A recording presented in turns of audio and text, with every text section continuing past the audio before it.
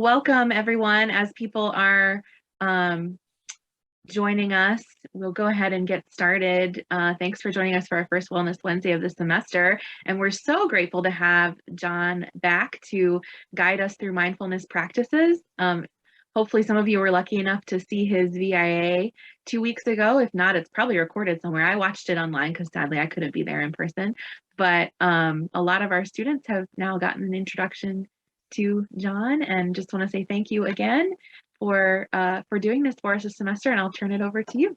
All right, well, thank you guys. By way of introduction, again, I'm just a retired physician that towards the end of his life realized that there's some real utility to things like mindfulness and self-compassion, and have retooled my career to teach this. And last semester, I really kind of focused on the self-compassion piece because that seems to be so fundamental.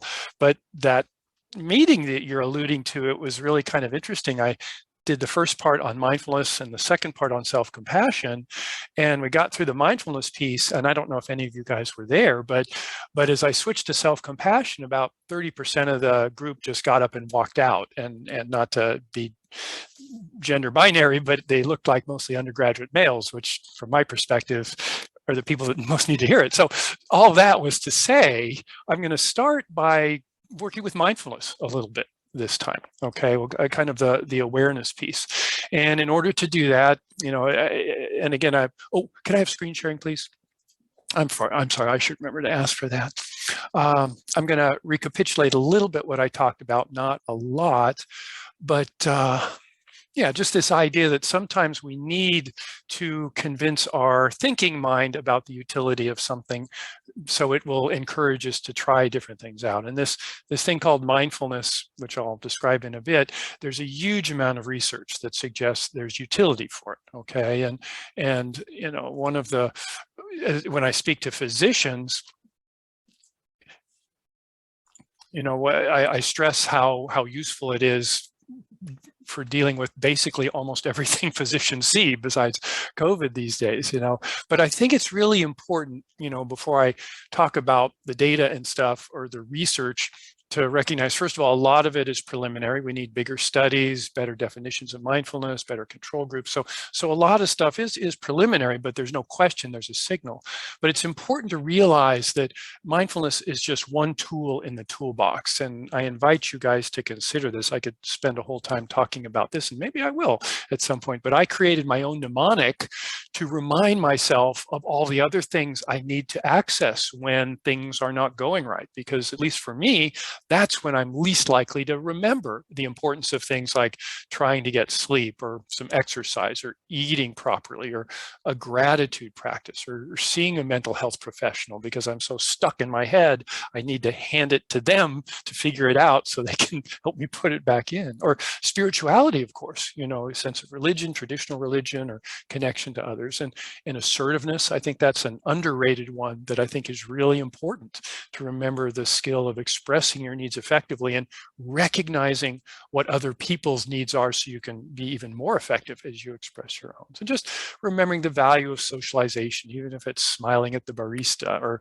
a little bit of service, just taking a moment to listen to a friend when they're in trouble, or most importantly, core values. So as we talk about mindfulness, it's really important to remember that there's a host of things that we all need to remember to tap into when things are difficult. But mindfulness, this is kind of the standard definition. And in a sense, it kind of gets in the way because, it's either hard to understand, or our thinking mind tells us, no, we are already doing that, don't worry about it. So I like to work with definitions. There's lots of definitions, but maybe a little more applicable day to day.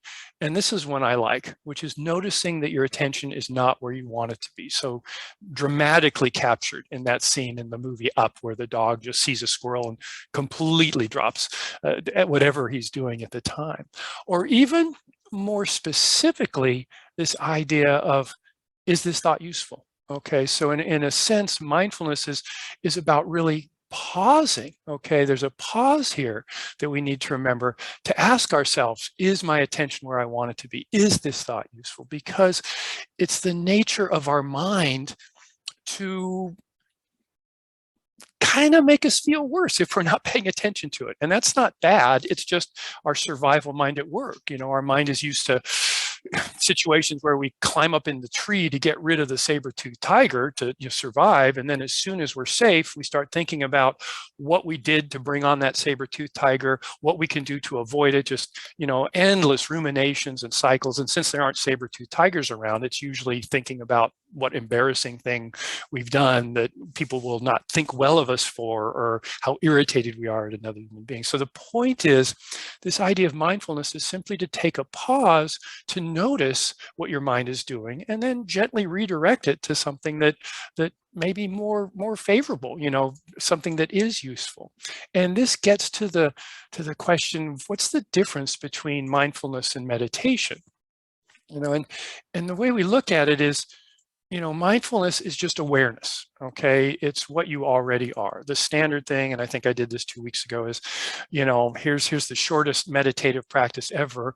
I'm going to count to 3. I'm going to ask you to not be aware. So 1, 2, 3, stop being aware. And you're all failing at that. I'm sorry to put it in those terms, but our awareness is so much bigger than just our thinking mind, okay?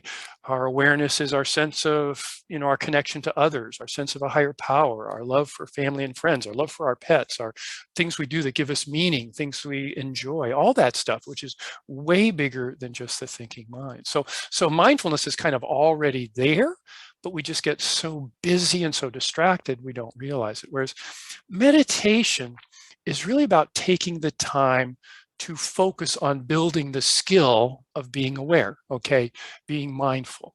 Again, the idea is that we have these wonderful creative planning cavemen minds that left to their own devices will kind of drag us off into ruminations and self-criticism and all the other things they do. So when we meditate, we're actually going beyond simply pausing to notice what's going on, but we're actually practicing that ability. And it's often done with what we call a focused awareness practice, which means you decide to pay attention to something and notice when your mind has wandered. Traditionally in meditation, it's the breath, but it could be anything. The feelings of your feet when you walk, a repetitive prayer, music, there's all these different things, but what we're doing is we're practicing the skill of choosing to pay attention to something. And in meditation, it can be extremely boring because it's the breath, but by choosing to gather our focus, bring our attention to something and practicing that over time, that builds the skill that's extremely useful out in life. When we want to pay attention to a loved one that's in trouble and we want to care for them, or we want to pay attention to eating a meal, or when we want to pay attention to anything, that simple move of noticing and noticing our mind has wandered and choosing to follow the breath builds that skill. Over time with meditation, you can actually feel that skill build. And then the other piece to that is we practice letting go, okay, or letting be. The mind jumps in as we start to try to meditate, planning, thinking, worrying, whatever, but we practice noticing that's happened. We could spend the entire meditation period thinking about things, but if we notice it just one time and come back to the breath, that's a win, because we're practicing saying, okay, I'm not stuck in my thoughts. I'm not living my thoughts. I'm not rather being lived by my thoughts. I'm setting them aside even for just 3 seconds and letting them know that, hey, or letting myself know that I don't have to be totally hooked on those thoughts. So this idea of meditation being something that we immediately do just to feel zen and peaceful, I hope you're understanding that can happen, and it's great when it does, but it's much more about practicing these extremely valuable skills. And because it's hard to do, people find that it's really hard to fit the time in, although I would point out that Amishi Jha, she's, I think, at University of Miami, a researcher that actually works with the military a lot because they're really into focus, paying attention to exactly what's going on, like, I don't know, in a combat situation. So she feels that between 10 to 12 minutes a day, which you can break into 2 pieces, 5 minutes in the morning and 7 minutes at night or something, that builds the skill. The frustrating thing, certainly speaking for myself, it's not like you do it for 10 minutes and you notice a difference in how your mind functions, right? It really is the the same reason you might go to the gym. You know, you don't do one bicep curl and then say, okay, how am I stronger? Did my muscle change? You know, am I better? It's really about just giving up any sort of expectations and trying the practice. But again, because that is tricky to fit in. And by the way, as I say this, please don't let this be another way to beat up on yourselves. Oh my gosh, I didn't meditate today. I'm just a terrible person. Just leave that thinking alone. It's just like I said, mindfulness and meditation is a tool, and you don't need to spend time doing it. Okay, you can do it really quickly, and that's the practice I'll be leading in a little bit today. I'll lead it as an extended practice, but you'll be able to compress it down. But the point is, this idea of just pausing is what mindfulness is, to kind of regather yourself. And one of my favorite things to do is to have you do, quote, a meditation right now, and that is to check into your body. Okay, just take a minute to assess, like maybe starting with the head, the eyebrows, the jaw. Are your muscles tighter than they need to be? Particularly things like the neck and the shoulders. Or maybe asking your chest, is your chest happy with how you're breathing? Or would your chest rather have you be back a little bit with your shoulders back? And the abdomen too, just noticing. You can actually, this is the awareness piece. You can actually completely understand what I'm saying. You can integrate that and pay attention, but at the same time, you can just drop into the body and notice what's happening. And that's the nice thing about mini mindfulness or resourcing moves, okay? Because when you check into the body, and most of them involve checking into the body first, the first thing that happens is you break out of that thought cycle, okay? That spiraling cycle that often just takes us downhill. You can't really be paying attention to your body and having those thoughts spinning around at the same time. But most importantly, well, equally importantly, tightness in the body tells the mind that something's wrong. So we start to get tense in our mind, and you can notice what you were tense about. If you were a little tighter with that exercise I just did, maybe it's because you're sick of looking at Zoom, or maybe it's because you're starting to worry about something going on, or maybe it's, just discomfort in the population of the Zoom, or whatever it is. The idea is to notice what's getting you tight, but recognize that when your mind starts to get tight, it then tightens the body. And when your body gets tight, it tells your mind to tighten up more. It just creates this physical cycle where tightness in the mind, tightness in the body. Oh my gosh, the mind says the body's tight, we better worry more. So by pausing, even for 15 seconds to check into the jaws, the neck, and the shoulders, you're breaking that cycle too.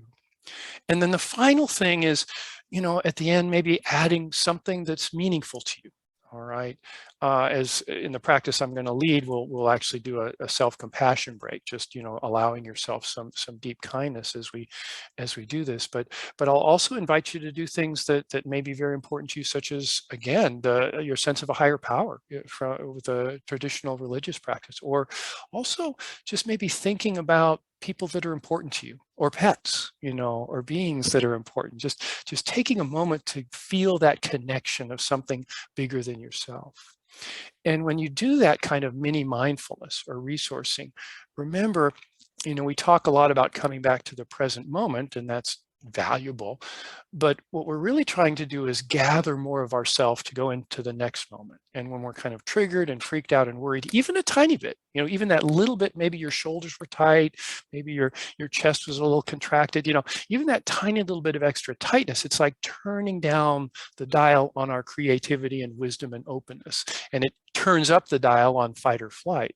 So by simply dropping into the body and noticing if there's tightness, we can change who we are going into the next moment. We can literally have more of ourselves available, more of our creativity and wisdom. So that's a lot to hope for in 30 seconds, which is how you can do these things. But it's just important to realize that even if you do it, a few times in a day, if you can punctuate your day with these little moments of just being aware, they begin to blend in, and it can really begin to change your experience of difficult situations. So let's do a practice. I'll start with something called the 3-center check-in. That's the mindfulness piece. The 3 centers are what's going on with the body, what's going on with the mind, and what's going on with your emotions. And then we'll move into the self-compassion break, which, if you recall from last semester, is simply a way of reminding ourselves that, although we are all caring people, we somehow exclude ourselves from that circle of care, and we can relearn how to include ourselves in that circle of care as part of just taking care of ourselves in the moment. So I'll invite you to get into whatever position works for you. And you're probably not in a place where you can lie down, but I always invite people to do that or stand up. Please realize mindfulness and meditation is not about being frozen in position. I often find myself gently rocking, so feel free to be moving in some way. And your eyes can be open or closed, really whatever supports you. Okay, and yeah, feel free to turn your cameras off. Just really, this is not my time, it's your time. So whatever you need to do to allow yourself these few moments of self-care. And I like to start with a few deep breaths. They're really powerful because they activate the calming part of our nervous system, the parasympathetic nervous system. But you got to be conscious about it. So pay attention to that big deep breath. Really feel it, fill your chest. Maybe feel it spreading out into your arms and legs, maybe a little pause, and then long, slow exhalation. That exhalation is the downward motion, the softening, and let it do that for you. Let it soften through the neck and torso and legs. So again, maybe one more time. Don't do it fast so you don't hyperventilate. Just feeling that big deep breath. Long, slow release. And then letting the breath return to normal. And the first center we check in with is the body, similar to what we just did, but let's be a little more intentional about it. So go ahead and maybe sense down into your feet. By doing this, we're allowing our mind to begin to explore something it doesn't usually pay attention to. And if you have difficulties with your feet, pain or discomfort, feel free to switch to a different area, or also know you have control over this. You can bail out of this practice at any point. But what we're doing here is we're asking our mind to pay attention to our feet, maybe the pressure of your feet on the floor, and feel free to wiggle your toes if you want, maybe the temperature down there, maybe any moisture, the feeling of your toes and feet against your socks or shoes. And of course, what's happening is your mind is already jumping in. I mean, it's difficult to do these practices in the middle of a busy day. There's so many things our mind wants to pay attention to. So this is the meditation part. See if you can just label that busy mind as thinking. Okay, just by labeling it, you get a little space around it. And remember, it may not quiet down. But if you just label that and intentionally bring your attention back to your feet, you're practicing that skill of gathering your focus and releasing yourself from being hooked by thoughts. So just keep doing that as we go through this practice. Now I'll invite you to bring your attention to your legs, okay? Everything from being seated on the chair to all the way down to the ankles, just sensing into your legs. The first thing is notice if there's tightness there.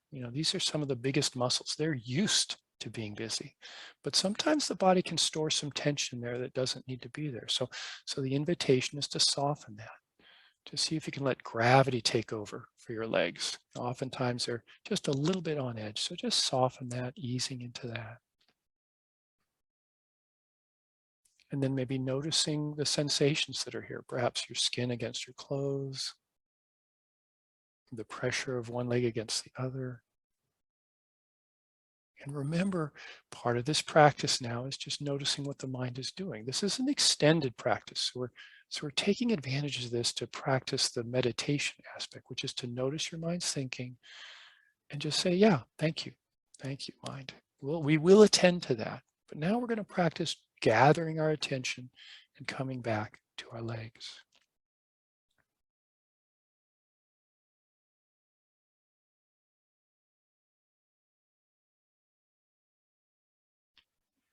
And let's bring our awareness up into the abdomen and lower back. Okay, recognizing that this can be a charged area. So again, do not feel like you have to focus on these areas, but also recognize if there is some tightness or discomfort, this is a chance to soften that. Okay, and again, feel free to shift and move. We're not locked into position, but just notice the abdomen is often tighter than it needs to be.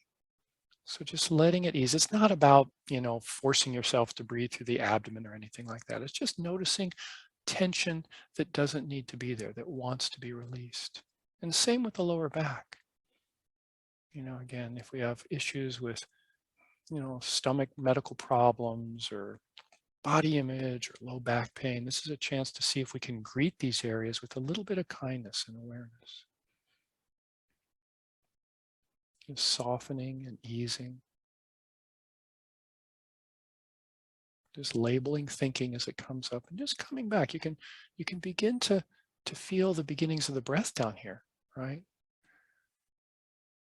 Rising and falling of the abdomen, maybe even a gentle rocking motion with the breath. Just see if you can maybe just enjoy that gentle shift, that gentle rocking motion.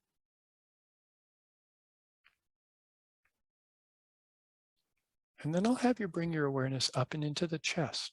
Okay, again, we can definitely start to feel the breath here. Again, first noticing if there's tension, tension around the chest that doesn't need to be there. Adjusting your posture as you need to. Be feeling the cool air coming in, the warm air going out. And not trying to have some sort of transcendent experience here. We're really trying to let go of any idea of making something happen, of getting some calm. Just see if you can give up any sense of struggling to make something occur, and just noticing the breath. And gently noticing when the mind jumps in with thinking. It's like the mind says there are thoughts that have to be thought here. So maybe just a gentle inner smile. Yeah, okay, we will get to those thoughts. And just coming back to the breath in the chest.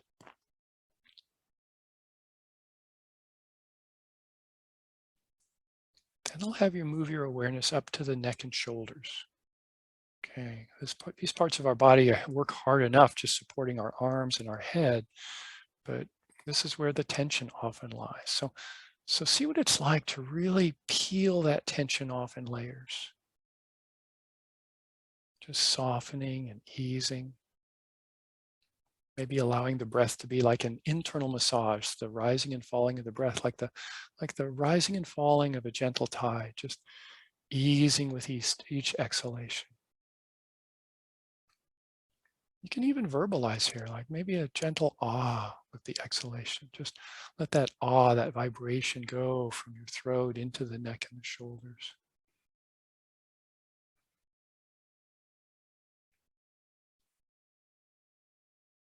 And then coming up into the jaw, another place where we often store tension. And I'll remind you, it's not about letting your mouth hang open slack. It's more about, is there more tightness in the jaw than needs to be there?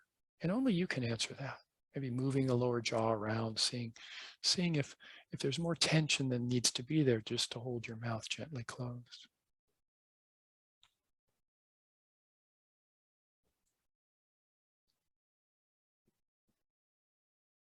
Then up into the muscles around the face, particularly around the eyes. And again, another place where the tightness occurs, maybe raising and lowering the brow, just softening and easing.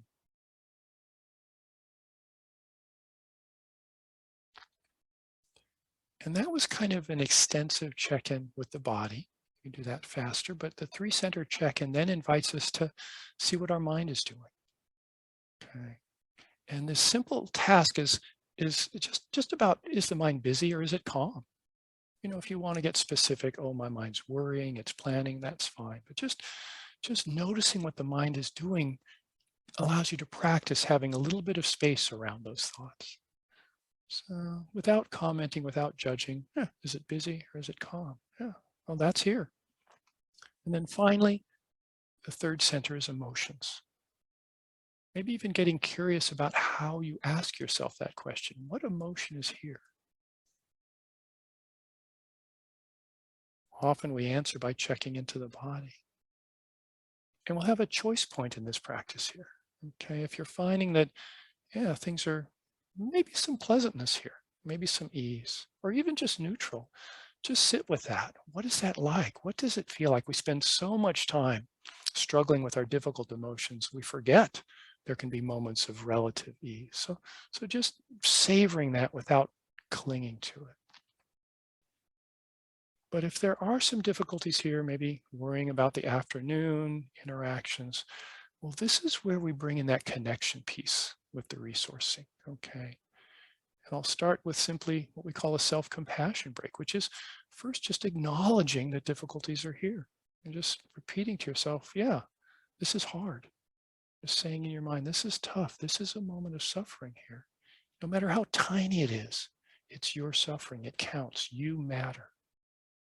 So just validating yourself, acknowledging that difficulties are here. And then in self-compassion, we often talk about common humanity, the idea that, we're not alone. When we feel bad, we start to feel like we're alone, we're broken. So just remember that whatever it is you're feeling, if it's difficult, it's shared by all of us. We all are there to support you. We all experience this. Maybe just saying, yeah, I'm not alone. I'm not alone here, and I'm not weak, and I'm not broken for feeling this way. Just again, just being kind to yourself. And that's the final part of the self-compassion break, just offering yourself some kindness. And often it's a physical gesture, perhaps a hand over the heart, maybe clasping your hands. Maybe you're drawn to put your hands in prayer position, or even a hand on your arm or shoulder, just something to let yourself know that you care, the care that you so readily offer others with your hands. See if your body can sense that being returned to you. And then just simply words of kindness. Whatever you need to hear right now to support yourself. Maybe it's something like, yeah, I'm here for you. Or may I be kind to myself. Or may I just accept myself as I am. Sometimes it's hard. Our training goes deep to not care for ourselves, to think of others first. So if you're having trouble coming up with words, just imagine a dear friend is holding this difficult emotion that you're working with right now. What would you say to this dear friend? What words would you offer to let them know you care about them?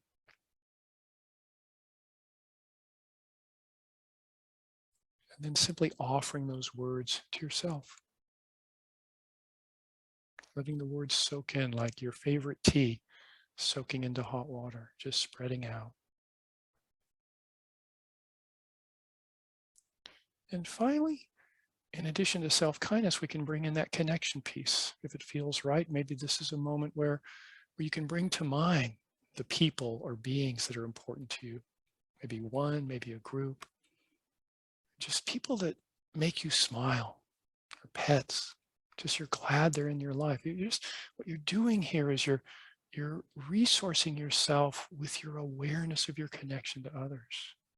Or perhaps a prayer, a sense of your higher power. Just allowing yourself to feel supported by yourself, but also supported by everything that's important to you. And then maybe taking a deep breath and releasing that practice. Yeah, stretch, twist, whatever you need to. And recognize that, that's something that can be done very briefly. The 3-center check-in. Oh my gosh, what's going on with my body? Oh, wow, I'm really tight. Can I soften that? What's my mind doing? Oh, my mind is really worried right now, but just acknowledging that.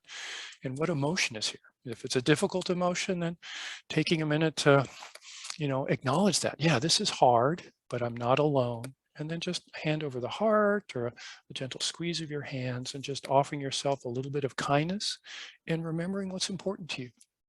Again, your connection with others, higher power, or some people store a happy place in their mind that they return to, or a gratitude practice. There's all kinds of different options. So that's it. Again, keeping mindful of the time. April, I'll get you a handout on the self-compassion break, even though that's a rerun. I think there's utility to it. And another handout I use for people interested in starting a mindfulness practice, which is as simple as not starting a mindfulness practice and knowing it's there for you. Any questions, observations, feedback is always welcome. If you think I'm not doing this, if you think better ways of me doing this, please let April or Becca or even me know, because I want to make this as accessible as possible. But I'll hand it over to the bosses. That was wonderful. Thank you so much. Oh, One of the things that I appreciate about this time is I'm not always good about dedicating that time, and this holds me accountable, even if it's once every other week. This opportunity is helpful. So. right. That's what we're here for, training. That's right. That's right. It's good for me. I appreciate everything that you bring, and all the ways you share your talents with us. Oh, my pleasure. My pleasure. Well, I'll hand it over to you if it's time to quit or whatever. Or... Yeah, sounds good. Well, Yeah. we will be back at it again in 2 weeks on March 2nd at noon. So we'll see you again then. And I think John offers this every time, but if anybody has anything specific that they would like us to focus on or like for John to share, we are willing to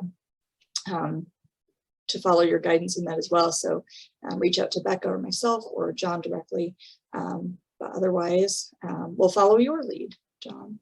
Okay. All right. Well, again, thank you all. I wish you all a great couple of weeks, and thank you again for your time.